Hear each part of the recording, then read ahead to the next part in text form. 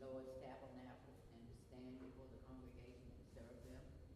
He has allowed them to approach him, and all your brother Levites with you, yet you seek the priesthood as well.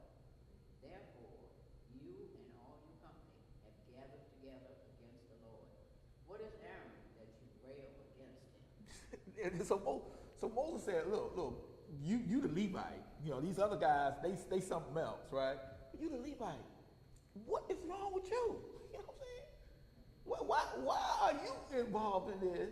Well, you get an upfront, first-hand look at what they have to do and all that stuff. You get to work with them. You are allowed to minister. Moses makes it sound like such an honor. You get to minister to the other people. You are part of the ministerial team. You hear what I'm saying? They look at you like you are one of the ministers. Well, why are you doing this? Do you want to be a priest too? What are you trying to do? And who is Aaron? Aaron's a Levite. Who was he? Who was he? That you got to grumble against him? Moses doing that. I think that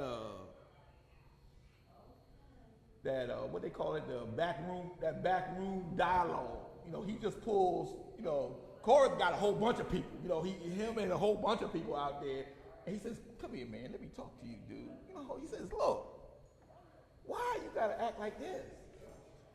You and the Levites, y'all aren't y'all special enough? Y'all got to be more special."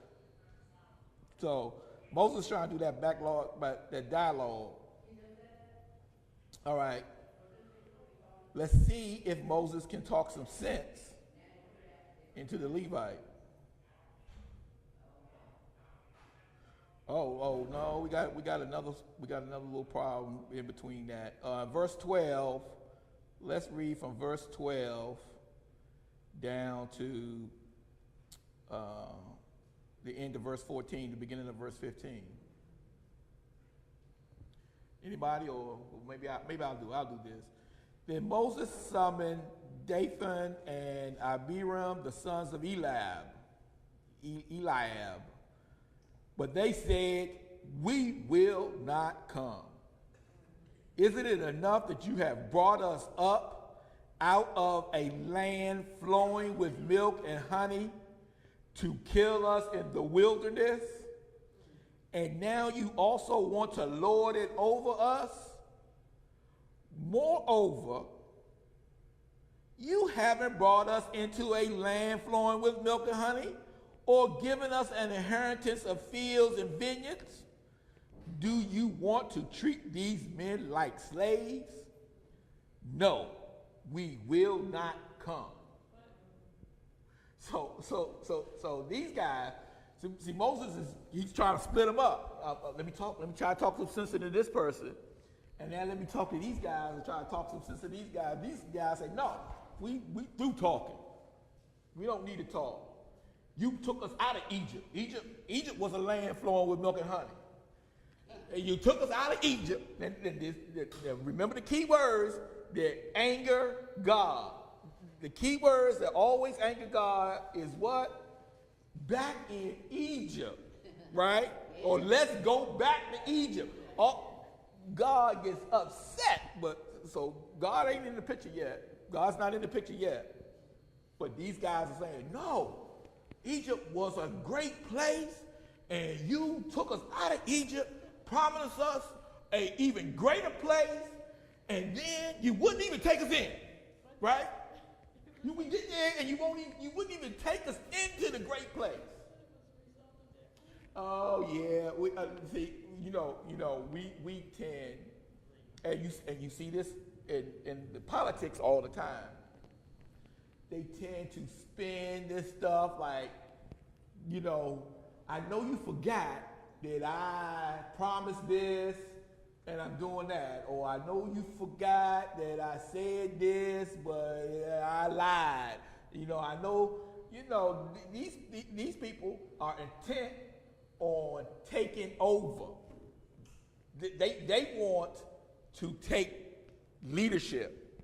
I mean, greater leadership. They already leaders. They're already community leaders. But now they have ambition. They want to move up the ranks. You know what I'm saying? I'm an ANC commissioner, but heck, I want to be on the city council.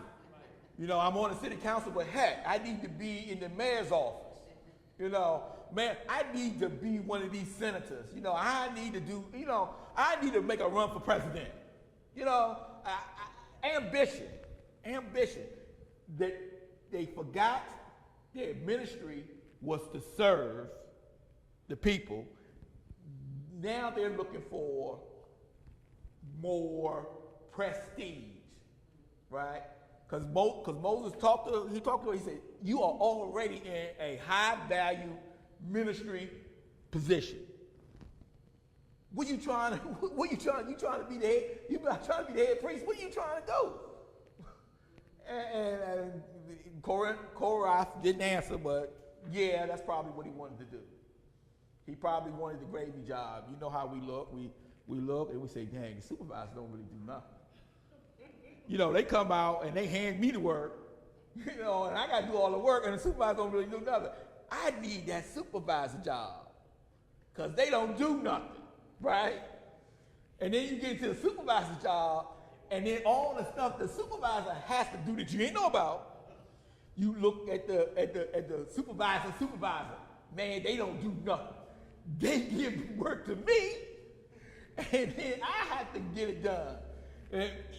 But see, it's always somebody under you saying, dang, that supervisor don't do nothing. They just hand me the work to do. Well, you know, that can go on forever and ever. But somebody has to be in charge. Somebody got to be in charge.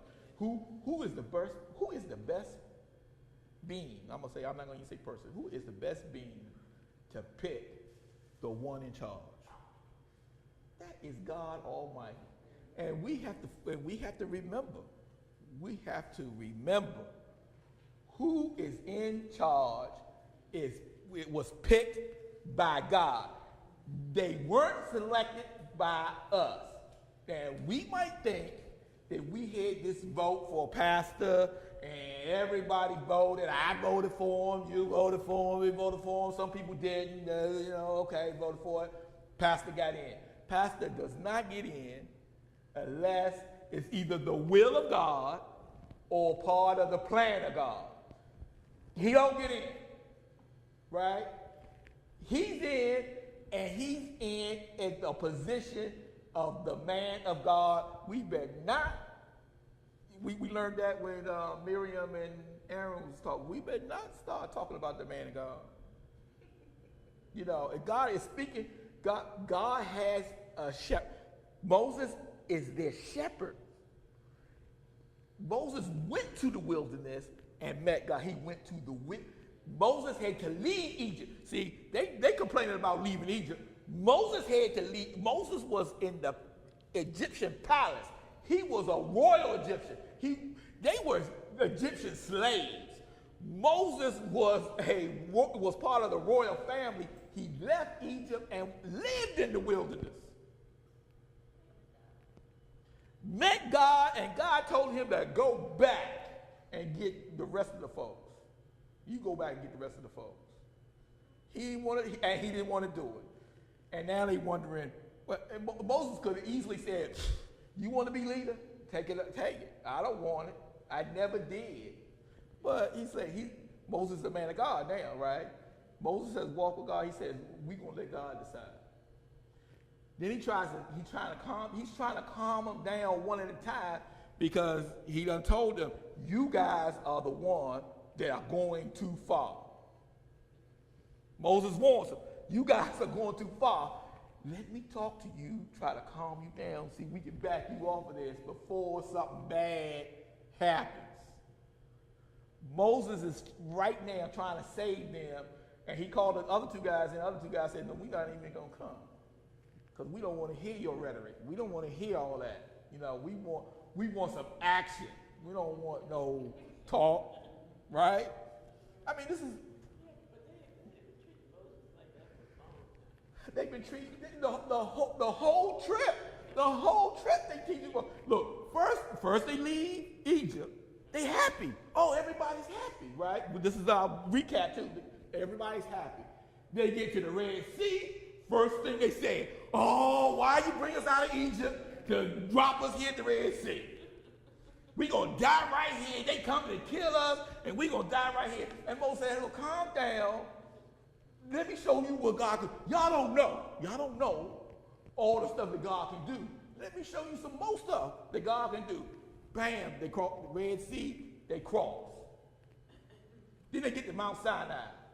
Then they say, well, Moses, you done parted the Red Sea, you done brought all them plagues on Egypt, you done all this stuff, but you seem to be the only one that can talk to God. How come we can't? I mean, you know what I'm saying? How come we don't get to talk to God?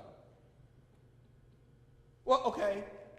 After they heard the voice of God, and they're like, you know what? Let's back up off of this, Moses. You go ahead and talk to God, and we agree. This has to be, this.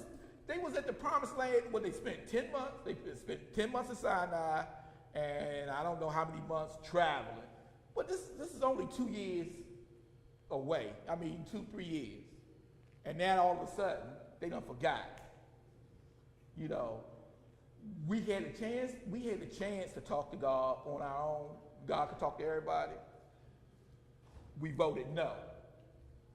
Let Moses do it, right? Let Moses do it. Now 2 years later, well, I think we need to have a revote. You know what I'm saying? We need to vote again. It's been 2 years of your leadership. And we still stuck in the wilderness, and now you're telling us God say we're gonna die, and we don't like it. So I think we need to talk to God ourselves. Moses, you ain't on your job. Right? But here we go. All right, so these guys tell Moses they not even gonna come to talk. So verse 15, let's read verse 15 down. This is gonna be a little long. Okay, let's read it down through 20. Let's stop at 21. Verse 15 through 21.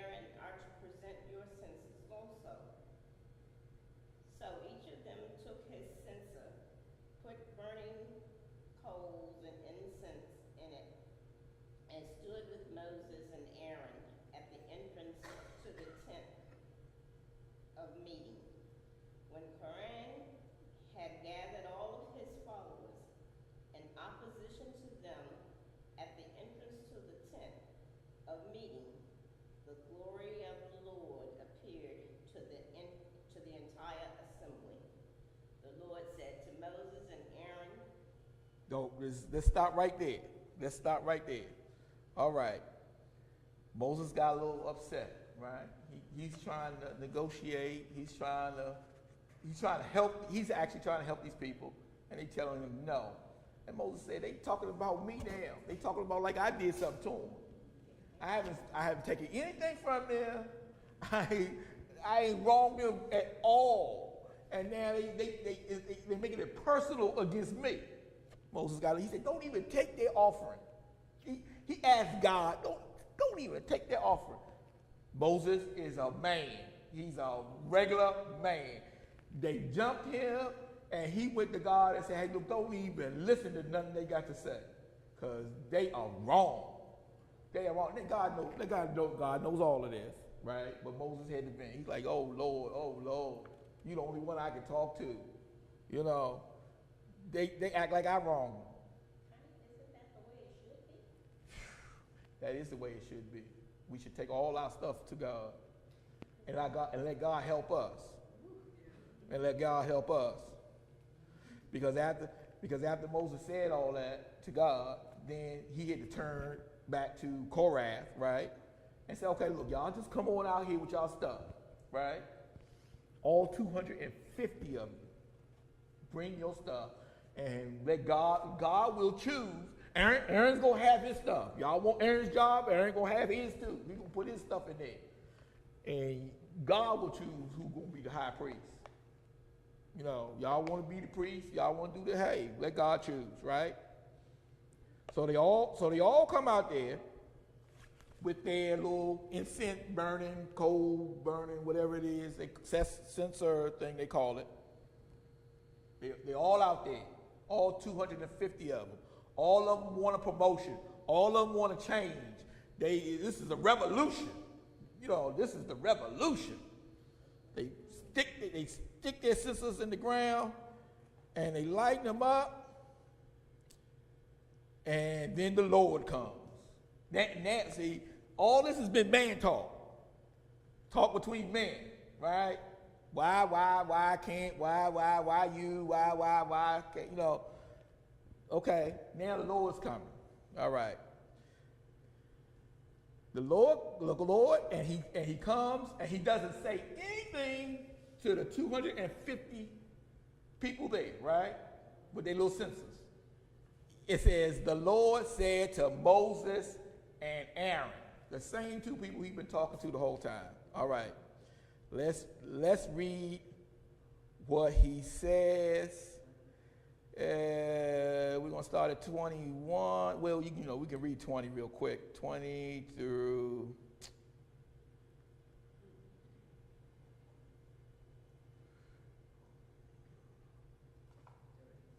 Okay, that sounds good. I heard 30. That's Separate yourself from the congregation so that I may consume them in a moment. They fell on their faces and said, "Oh God, the God of the spirits of all flesh, shall one person sin and you become angry with the whole congregation?" And the Lord spoke to Moses, saying, "Say to the congregation, get away from the dwellings of Korah, Dathan, and Abiram." So Moses got up and went through Dathan and Abiram. No, Abiram. Abiram. Yeah. The elder of Israel called him, and he said to the congregation, "Turn away from the tents of these wicked men, and touch nothing of theirs, or you will be swept away for all their sins." So they got away from the dwelling of Karen, Dathan, and Abiram, and Dathan and Abiram came out and stood at the entrance of their tents, together with their wives, their children, and their little ones. And Moses said, "This is how you shall know that the Lord has sent me to do all these works. It has not been of my own accord. If these people die a natural death, or if a natural fate comes on them, then the Lord has not sent me. But if the Lord creates something new, and the ground opens its mouth and swallows them up with all that belongs to them, and they all go down alive into Sheol, then you shall know that these men have despised the Lord." All right.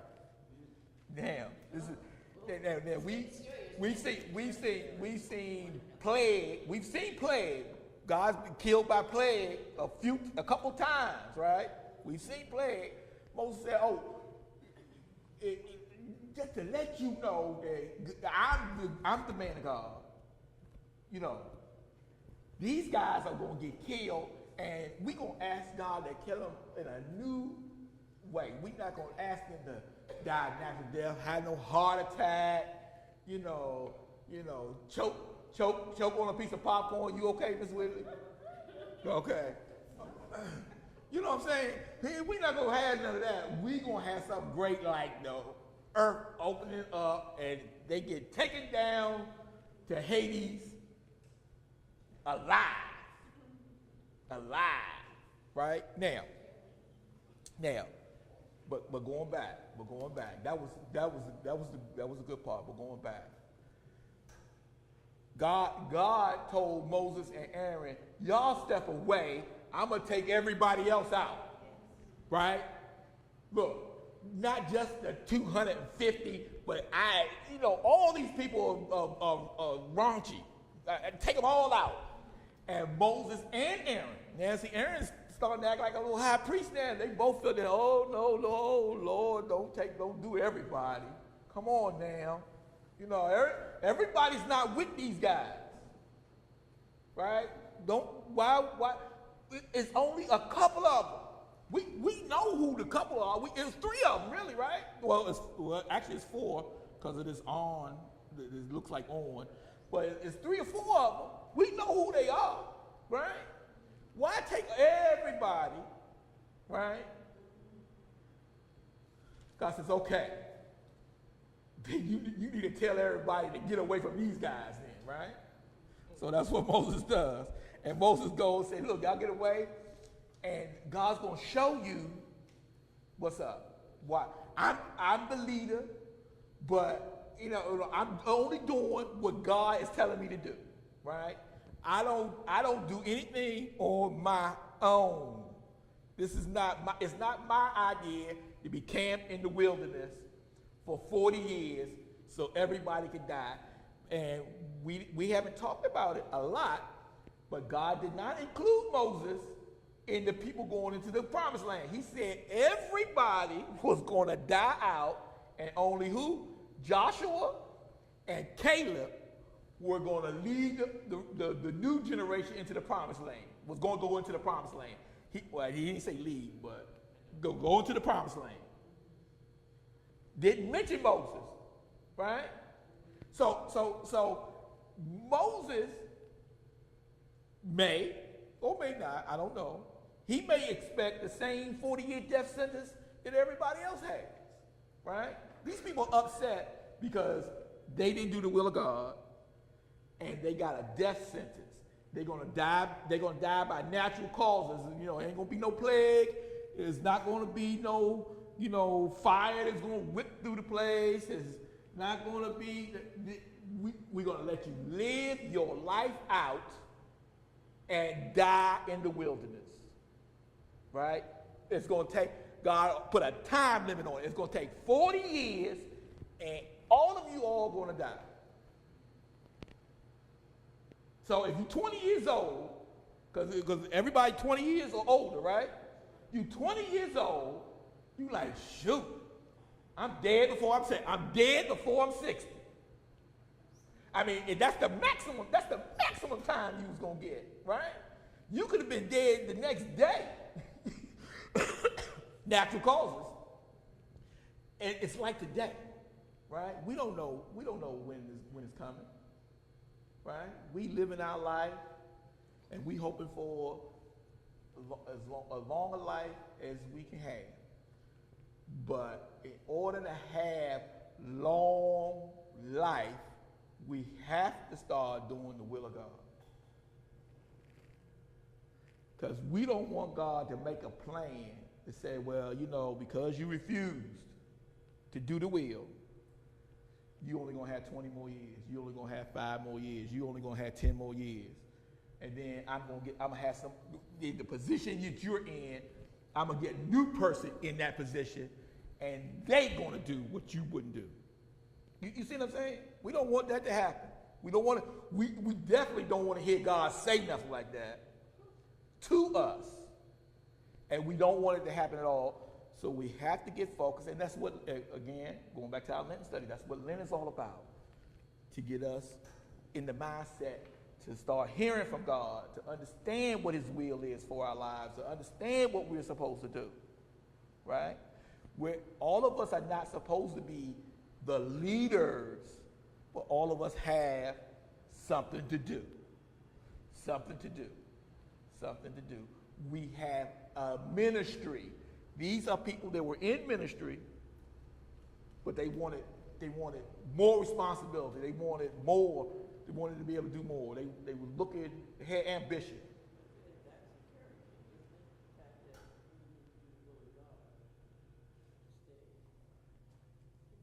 Yes, you do the will of God. Your usefulness goes far beyond everybody else.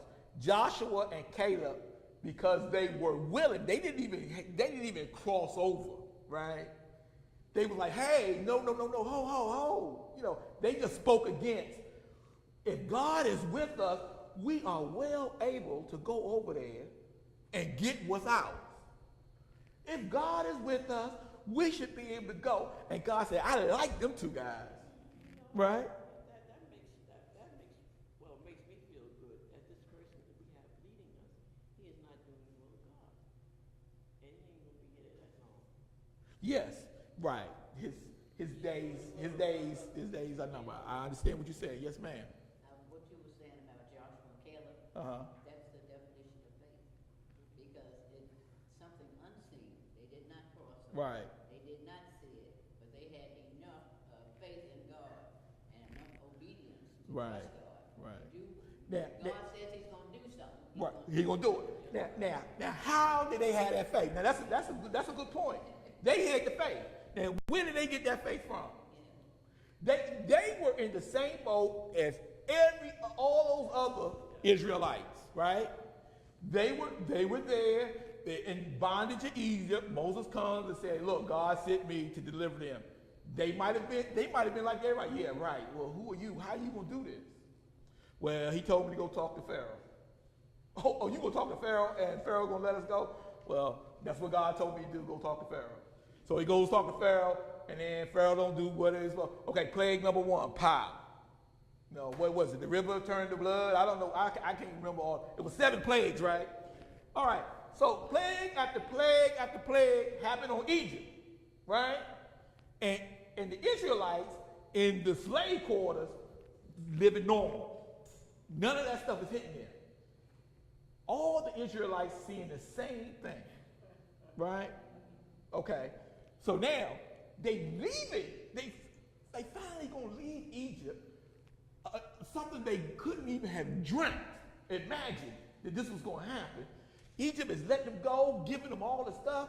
They leaving, and they get to the Red Sea, and then they hear Pharaoh's armies coming for them, and they go, "Oh my God, oh my God, oh my God." They are with all the other Israelites. They see the Red Sea open, and they cross on the dry land, and they see the army of Pharaoh go and get wiped out. Okay, they see that. So God had put the plagues. God had them cross a river and wipe the other people out. They were at Mount Sinai, where even God tried to talk to everybody and heard the boom, blah, boom, blah, blah. Okay, it's a real God, and Moses is talking to him. They saw all that.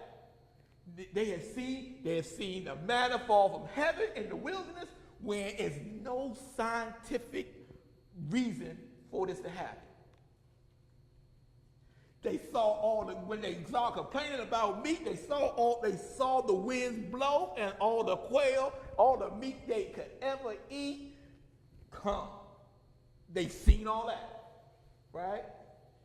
Now, they're at the edge of the promised land, and they remember, God, this is the land. And back in Egypt, God is going to bring you out of Egypt and take you to this land. Now they remember, they say, look, all this stuff that's happened, God is able to take us into this land. He done said it, he can take us into this land. Joshua and Caleb, that's the way they felt. Everybody else was like, oh no, this has got to be too hard for God. You don't know how many people are over there. There's 15 different tribes over there, and all of them tight bad. They got fortified cities, they got big armies, they got superior weapons, they got all this stuff.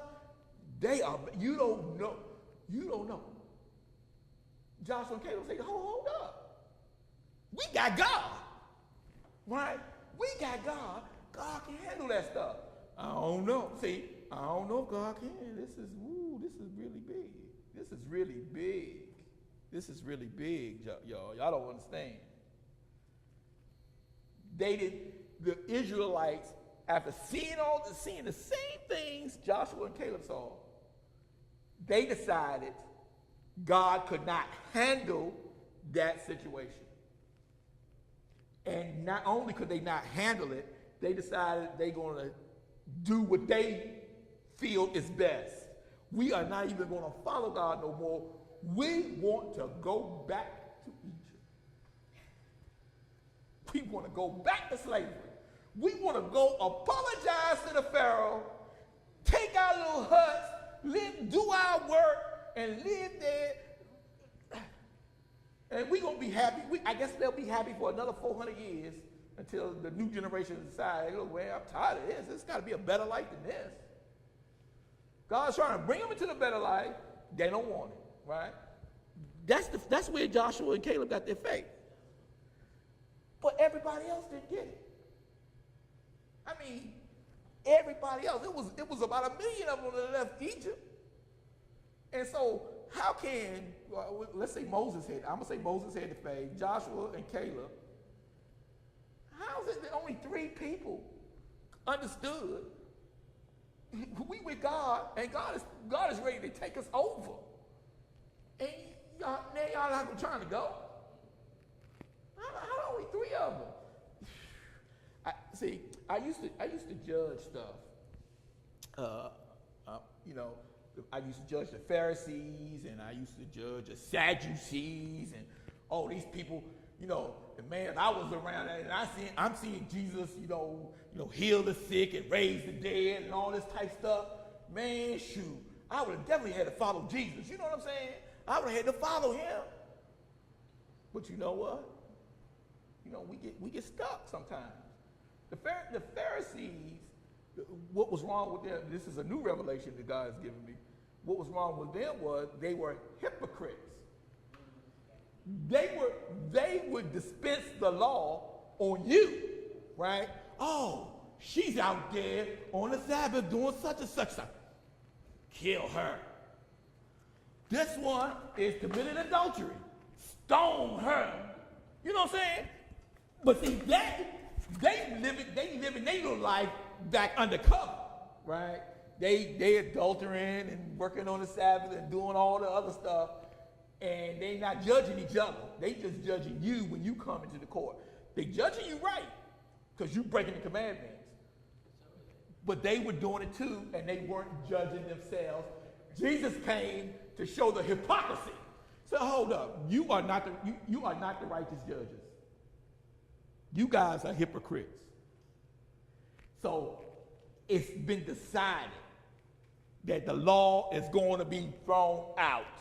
Because y'all are using the law against the people that the law was made for. Y'all are using it against them. So we throwing the law out and we start this new thing, this grace and love and mercy thing. We starting this thing. This is why Jesus came.